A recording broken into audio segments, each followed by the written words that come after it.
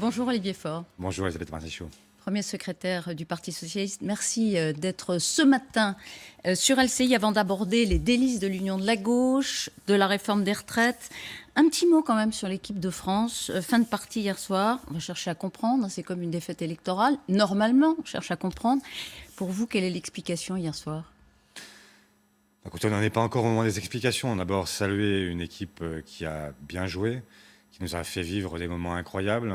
D'abord le sentiment du chaos, puis cette remontada incroyable, avant que, peut-être par excès de confiance et sans chercher à préserver le résultat, ils se sont fait remonter jusqu'à cette phase tragique des tirs au but où là, Kylian Mbappé a craqué. Mais enfin, comment en vouloir à cet immense champion et qui a encore un avenir si prometteur. Donc voilà, il faut savoir en retenir le meilleur.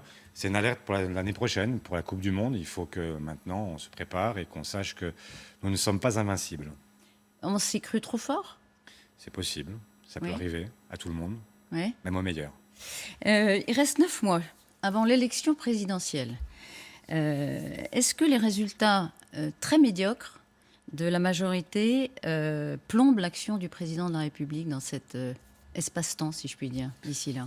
C'est une évidence. Il n'y a pas de président de la République qui ait perdu toutes les élections intermédiaires, qui se soit retrouvé en situation favorable à l'élection présidentielle suivante. Et donc, il y a aujourd'hui, je ne dis pas que c'est fait, mais il y a un possible qui s'est ouvert avec cette élection régionale et départementale, avec le sentiment que nous ne sommes plus condamnés à cette fatalité d'un deuxième tour entre Emmanuel Macron et Marine Le Pen. Avant d'en Désormais, arriver à votre deux places à espace, prendre. Emmanuel Macron, lui, semblait pas très affecté par les résultats. On l'a vu hier inaugurer une usine importante, d'ailleurs, à Douai.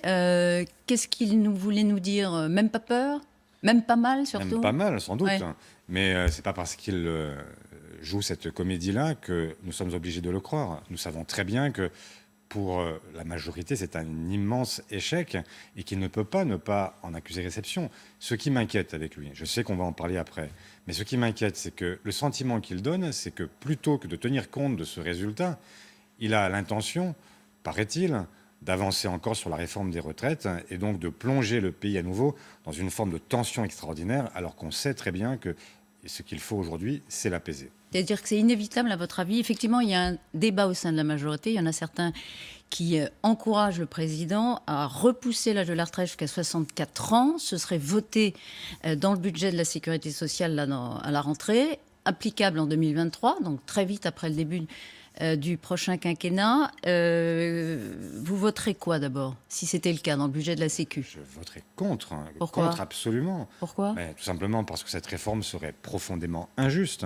S'il y a bien quelque chose sur lequel nous devons chercher à travailler, c'est bien cette question-là. Comment est-ce qu'on fait pour éviter que les inégalités qui ont été celles de la vie se prolongent, y compris dans la retraite, avec des gens qui ont une espérance de vie qui est très différente, avec des métiers qui n'ont pas la même pénibilité. Souvenez-vous, au début de ce quinquennat, l'un des premiers gestes que le gouvernement a fait, c'est de revenir sur ce que nous avions, nous, créé, le compte pénibilité, c'est-à-dire la possibilité de distinguer Oui, on ne va pas entre... refaire, Oui, parce mais... qu'il y a eu plusieurs textes de loi, mais... Oui, mais c'est fou, parce qu'en fait, on est dans une situation où aujourd'hui, on ne reconnaît même pas cette différence incroyable, que vous ou moi, qui avons des métiers que nous aimons, qui sommes dans des fonctions qui ont ça, quelques pénibilités, mais enfin, physiquement, ça va. Donc on est dans une situation où nous ne sommes pas comparables à celui ou celle qui fait du carrelage, qui est au marteau-piqueur, etc. Comment voulez-vous accepter l'idée que nous allions reculer l'âge de la retraite pour tout le monde de la même façon et accepter qu'il y ait des gens qui, déjà cassés à 60 ans, se retrouvent à 64 ans complètement... Il y a des enjeux de financement. Vous le savez, les rapports Oui. du corps, le Conseil d'orientation des retraites, le rapport Tirole, là encore pointé du doigt. Donc il faut affronter cette difficulté. S'il le faisait maintenant, Emmanuel Macron, vous le dites, c'est inévitable, dans la rue, il y aura une protestation forte et vous l'encouragerez ? Bien Vous sûr. l'encouragerez ? Et je l'encouragerai, j'y Ce participerai. serait suicidaire pour le président politiquement ? Suicidaire, je ne suis pas là Politiquement. pour...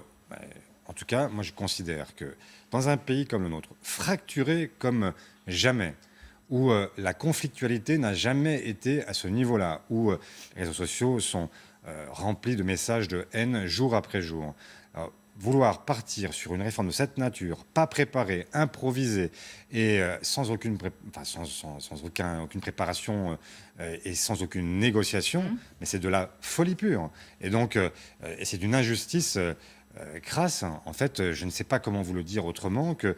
D'injustice crasse. Oui, d'une injustice crasse, parce que reculer l'âge de la retraite à 64 ans pour tout le monde de la même façon, ne pas distinguer les uns et les autres entre ceux qui travaillent dur et ceux qui ont la possibilité de durer plus longtemps, parce qu'il y a des métiers où les gens, y compris, cherchent à prolonger leur vie professionnelle. Mais il y en a d'autres où les gens n'ont qu'une hâte, c'est de partir tôt parce que leur vie est très difficile au travail. C'est dit, ce serait de l'injustice crasse, une folie pure. Certains se sont demandé hier, Olivier Faure, est-ce que ces régionales vous ont pas monté à la tête Je ne crois pas. après vos déclarations hier matin? Mais pourquoi donc? Vous avez tapé fort en assénant, on va le voir d'ailleurs, le petit verbatim, qui avait un plafond vert, V-E-R-T, qui empêchait la gauche de gagner. Les socialistes sont plus crédibles pour conduire le rassemblement. Les écologistes n'ont pas atteint la crédibilité nécessaire. Et pour enfoncer le clou, vous dites que le Parti socialiste doit à nouveau redevenir, de mémoire, une force motrice de la gauche. Vous confirmez? Mais bien sûr, je le confirme. Non, parce que parfois vous dites on n'a pas compris ce que j'ai dit. Là, vous confirmez mot pour mot. Mais je confirme mot pour mot, et je vais même vous l'expliquer. Ça fait 3 ans que je me bats, depuis que je suis premier secrétaire, pour convaincre qu'il existe une possibilité d'alternative à ce que nous connaissons aujourd'hui, une politique menée par Emmanuel Macron, une politique libérale très classique. Et je me suis battu depuis 3 ans pour le rassemblement. Et je me bats encore pour le rassemblement de la... Non seulement le rassemblement, mais même pour l'effacement du Parti socialiste. Non, certains, comme Stéphane Le Foll et François Hollande, sûr. Excusez du peu, vous ont accusé de vouloir en effet effacer en quelque sorte le PS en le mettant derrière le panache des Verts. L'effacement, il a eu lieu quand? Il a eu lieu quand le président de la République précédent n'a pas pu se représenter à l'élection présidentielle. Et donc il était là, l'effacement. Et donc moi, vous en aviez depuis, pris acte. je Là, me vous bats. changez de pied. Je me bats, mais je me... Pas du tout. Je me bats depuis cette époque pour que nous puissions remonter une alternative. Qu'est-ce que j'ai fait depuis 3 ans? Je me suis battu, et je me suis battu y compris non pas seulement pour le Parti socialiste, mais pour l'ensemble de la gauche. Au municipal, les écologistes n'ont voulu faire alliance avec personne au premier tour. Moi, j'ai accepté qu'à Bordeaux, qu'à Besançon, à Tours, à Perpignan, et je pourrais citer beaucoup d'autres villes, où nous avons choisi de nous mettre dès le premier tour pour créer la dynamique avec les écologistes, derrière les écologistes. C'est pas partout pareil. Régional... En Occitanie et en Aquitaine, les présidents... Je vous ai parlé des municipales. Oui, Au régional, 4 régions au premier tour où nous sommes ensemble. 3 régions derrière les écologistes, 1 région derrière les socialistes. Je l'ai accepté à nouveau. Au deuxième tour des élections régionales, j'ai parfaitement joué le jeu. Je suis certainement le seul à avoir, depuis 3 ans, ou à avoir de manière constante cherché à faire gagner mon camp politique au sens large et pas simplement mon parti. J'étais avec Mathieu Orphelin, effectivement, dans les Pays de la Loire. Et donc, ce que je constate, et ce n'est pas simplement une vision qui me serait personnelle, c'est qu'à l'issue de ces élections régionales et départementales, il y a un parti politique qui a l'ensemble des départements que la gauche détient sont avec le Parti socialiste, que l'ensemble des régions qui sont détenues par la gauche le sont par le Parti socialiste, et que, d'une certaine façon, eh bien, nous avons fait la démonstration que la force motrice à gauche, c'est le Parti socialiste. Et que si nous voulons gagner, si nous voulons créer une dynamique pour l'emporter, nous devons effectivement non seulement continuer à rassembler, mais la force motrice, c'est le PS. Les Verts disent exactement la même chose. Finalement, la leçon, elle n'est pas si claire sur le leadership à gauche. La gauche, les Verts disent, nous, on est en dynamique. Le Parti socialiste en métropole a gardé ses positions. Nous, on a doublé notre nombre de conseillers départementaux et régionaux. Donc, la phrase de Julien Bayou hier, c'est l'écologie est la seule force dynamique. Mais moi, je ne cherchais pas à me faire dire du mal de qui que ce soit. Ce n'est pas ce que je pense. Non, je cherche pas, c'est factuel. Ce que je dis, c'est que moi, je reconnais volontiers qu'il y a une force qui a émergé dans ce quinquennat, que sont les écologistes, et que nous devons impérativement prendre en considération le message qu'ils portent, notamment parce que nous avons un réchauffement climatique qui nous menace toutes et tous. mais ce n'est pas parce que c'est une force qui est en dynamique, c'est une force qui est en capacité de propulser l'ensemble de la gauche au deuxième tour de l'élection présidentielle et de l'emporter. Et donc ce que je souhaite, ça n'est pas de faire chacun chemin divergent. Je souhaite toujours un contrat de coalition avec ces forces. Mais ce que je dis aussi, c'est que pour pouvoir l'emporter, il faudra quelqu'un qui soit issu de nos rangs, parce que c'est la meilleure façon d'arriver à bon port. C'est clair. Donc vous souhaitez, il faut être clair d'ailleurs, hein. Vous avez dit, pour lutter contre l'abstention, il faut plus de clarté. Absolument. Donc soyons clairs, vous souhaitez qu'il y ait un candidat socialiste à la présidentielle en 2022. Absolument. Ça, vous l'affirmez ce matin. Justement, à propos d'abstention, c'est pas un concours de biceps, pour pas dire pire d'ailleurs, un concours de biceps entre vous et les Verts au lendemain d'une régionale qui, encore une fois, finalement ne donne pas d'enseignement si clair que ça, pour le coup, quant au leadership de la gauche. Je ne sais pas, moi je n'aime pas beaucoup les concours de biceps, pour tout vous dire. Et donc, je ne suis pas là pour essayer d'en donner un champ. Vous l'avez rappelé, depuis 3 ans, de manière constante, j'ai toujours plaidé pour les uns et pour les autres, et qui, plus que moi, a souhaité cette unité et ce rassemblement de la gauche. Justement, du coup, les gens sont déconcertés. Mais pas du tout. Oui, mais je le souhaite. C'est une manœuvre pour le Congrès. Il est candidat à sa réélection, donc il peut se faire réélire. Mais derrière... Pourquoi voulez-vous voir des manœuvres là où il y a simplement un constat? Moi, hein. Vous me dites, c'est pas si clair. Mais je sais pas. En fait, moi je vois qu'il y a 5 régions qui sont restées à gauche et qu'elles sont détenues par des socialistes, qu'ils ont parfois fait des scores extraordinaires comme Carole Delga en Occitanie, et que les écologistes n'ont pas réussi effectivement à faire sauter ce plafond de verre qui est au-dessus de leur tête. Et j'observe aussi qu'au premier tour, quand ils étaient devant les socialistes, ils l'étaient d'un point et demi, ce qui est très très loin des différences de score que nous avons constatées partout ailleurs.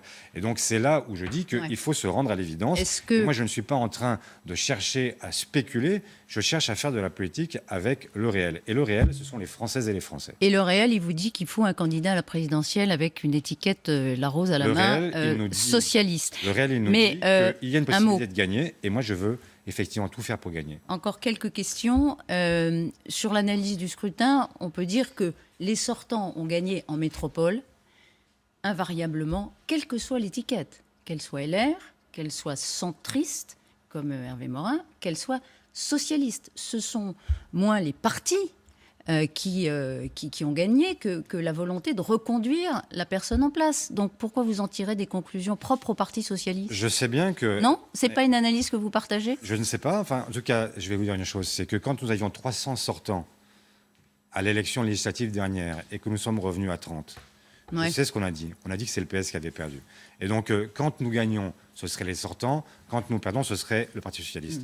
Essayons d'être justes dans cette affaire et reconnaissons qu'ils avaient une étiquette que tout le monde connaissait et ils ont été élus sur leur qualité, sur leur politique publique, aussi sur leur ancrage territorial et puis sur leur qualité propre. Parce qu'on a aussi des gens, et la politique, c'est aussi des gens.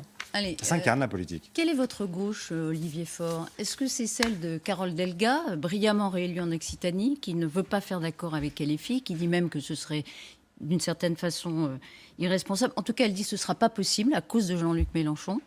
Ou est-ce que c'est celle d'Audrey Pulvar dans l'Île-de-France qui s'affiche encore triomphalement avec Clémentine Autain en Île-de-France? Mais moi, je suis très simple sur cette histoire. C'est que je n'ai jamais pensé qu'il y avait des gauches qui étaient irréconciliables, ce qui ne veut pas dire que je n'ai pas de désaccord avec une partie de la gauche. Des désaccords avec Jean-Luc Mélenchon, je l'ai dit de manière très régulière, et donc je ne vais pas d'un seul coup faire semblant d'être totalement convergent avec lui. Ce serait un mensonge. Et donc oui, il y a une compétition à gauche. Oui, il y a des façons différentes de l'envisager. Et donc oui, je suis en fait de ceux qui pensent qu'il faut aujourd'hui une gauche qui soit une gauche à la fois sincère, une gauche qui soit une gauche conquérante, mais aussi une gauche de conviction, mais pas une gauche qui soit populiste, complotiste, une gauche qui tourne le dos à son histoire. Vous êtes d'accord avec Laurence Rossignol, sénatrice socialiste, qui dit qu'il faut aider les militants, la France insoumise, à rompre et elle dit même se débarrasser de Jean-Luc Mélenchon?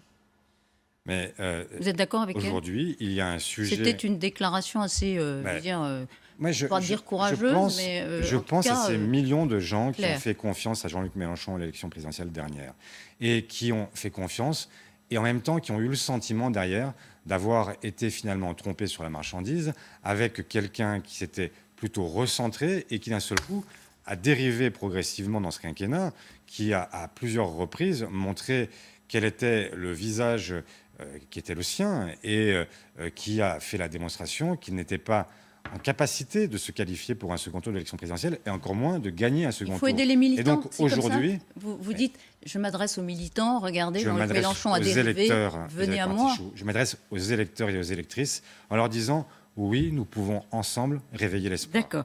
Dernière question, vous êtes candidat à votre reconduction à la tête du Parti socialiste. Oui. Voilà, on en reparlera sans doute sur LCI largement. Merci d'avoir été Merci à vous. ce matin l'invité de LCI.